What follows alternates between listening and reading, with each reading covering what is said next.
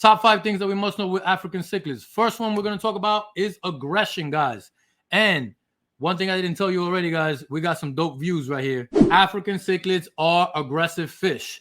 If you don't know that they're aggressive and you just buy some African cichlids, you're going to be in a big surprise. When you get your tank and fill it with African cichlids, these guys are going to be chasing each other. You're not going to know what's going on. You're going to feel stressed out, and you may not even enjoy your tank if you don't understand how to properly deal with their aggression. If you don't deal with their aggression, you're not going to enjoy your tank. Okay, and the reason why African cichlids are kept mostly with other African cichlids is because of their aggression, right? Because if you put an aggressive fish with a submissive fish, or a fish that's just not as aggressive, what's going to happen is that submissive fish is going to get picked on all the time. It's not going to defend itself. It's going to always be in a submissive state, and eventually the stress levels on that fish is going to rise, and that fish is going to end up dying. The aggressive fish will kill that submissive fish.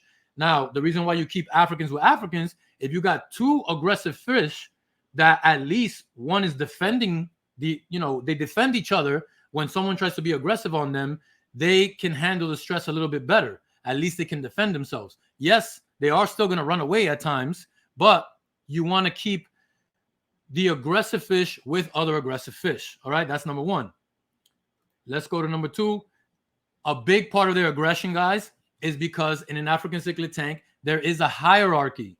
The hierarchy in an African cichlid tank is what determines which fish is your tank boss and which fish is beneath him, and then the next one and the next one, all the way down to the bottom of the totem pole.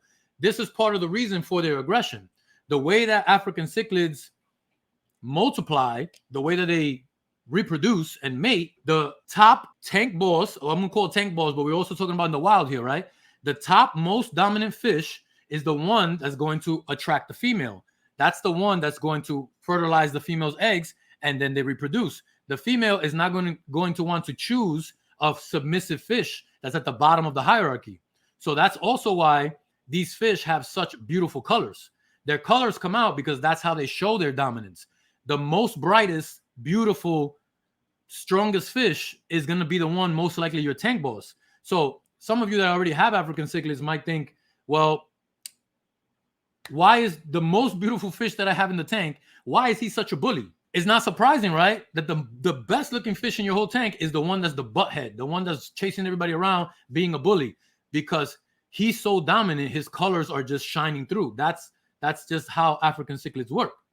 Okay? So that's the hierarchy, how it works. These guys are going to establish every level of the hierarchy from the top to the bottom, and their aggression is what establishes where they are. That's why when you add new fish, right away, everyone starts making sure that they keep the level that they're on, and that these new fish are in a level below them. That's part of the reason why it's tricky adding new fish. Number 3, we're going to talk about one of the best ways to deal with the aggression. Notice we're still on aggression here, right, guys?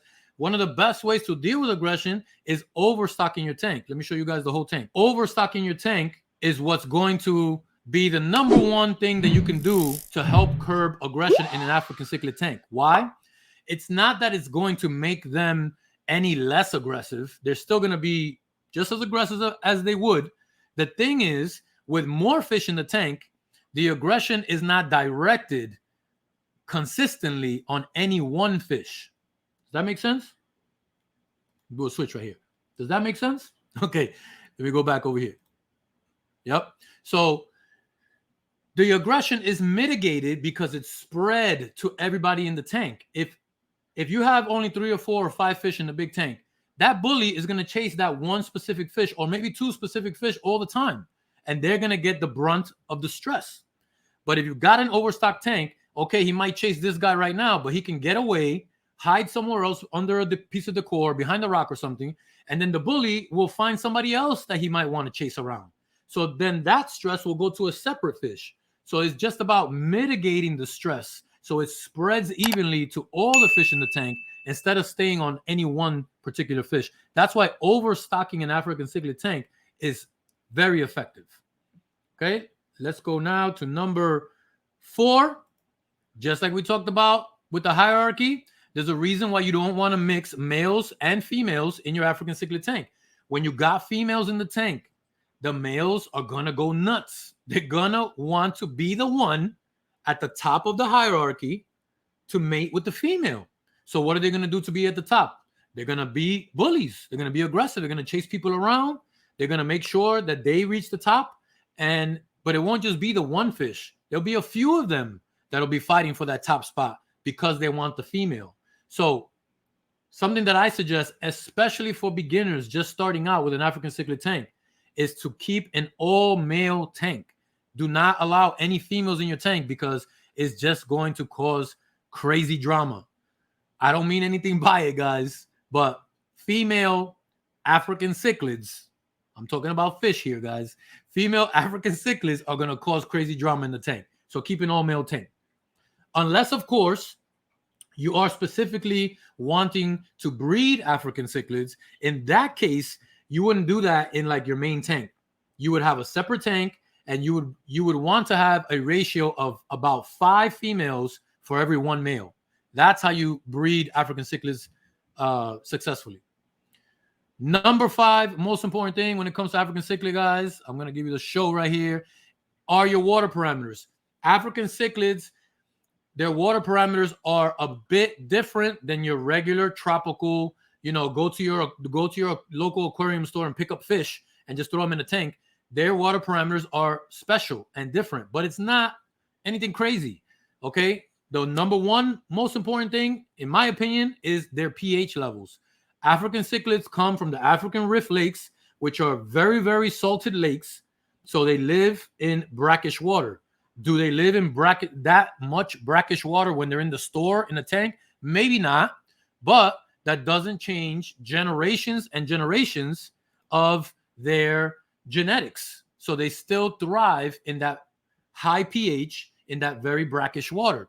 So what you want to do in your African cichlid tank is make sure that your pH is high for them, anywhere between, I say 7.6 and about 8.4, 8.5, somewhere in that range, you'll be okay. And the way that you want to keep that pH high and elevated and stable so it doesn't fluctuate, the best way is to use natural sources like aragonite sand in your tank, which is what I have for a substrate right there in that 210 gallon.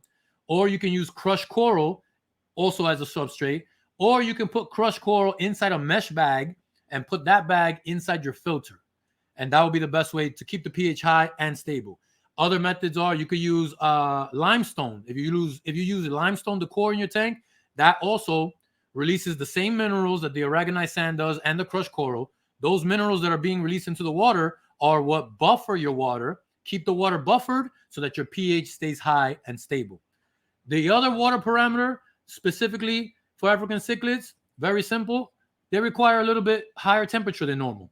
If you keep your regular tropical fish from the store at, say, like 75, African cichlids should be kept at around like 80, 81, somewhere around there. I say between 78, 82-ish, somewhere in that range, which is going to be a little warmer than regular fish that you get at your store.